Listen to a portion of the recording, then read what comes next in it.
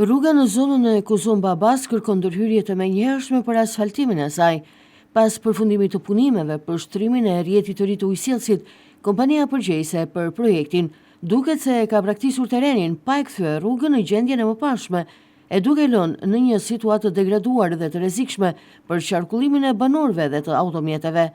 Kryetari i Bashkisë së Vlorës, Elisa Lili, ka reaguar ashpër lidhur me këtë situatë, duke bërë një apel të fortë ndaj kompanisë kontraktuese që të marrë përgjegjësinë e të përfundojnë punimet. Ai ka dhënë një urdhër të prerë që firma ndërtuese të ndalë çdo projekt tjetër e të fokusohet menjëherë në rehabilitimin dhe asfaltimin e rrugës së Kuzum-Babas, duke e kthyer atë në standardet që i takojnë.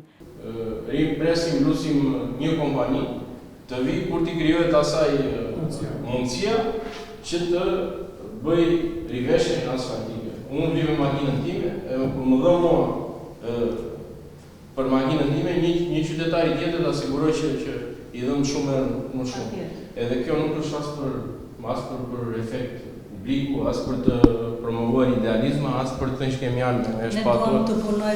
Kjo është një proces rutinë. Situata është bërë edhe më shqetësuese pas çdimeve në disa prej segmenteve të rrugës, të cilat jo vetëm kanë dëmtuar infrastrukturën, por përbëjnë edhe një rrezik serioz për sigurinë e banorëve të zonës. Kjo rrugë ishte rehabilituar vetëm pak kohë më parë, përpara se të ndërhyej për rrjetin e ujësillësit, çka e bën edhe më të papranueshëm faktin dhe mënyrën se si po trajtohet aktualisht. Banorët e zonës nga ana tjetër ankohen për situatën e vështirë të infrastrukturës, që po u shkakton atyre çdo ditë më shumë dëmtime të automjeteve të tyre.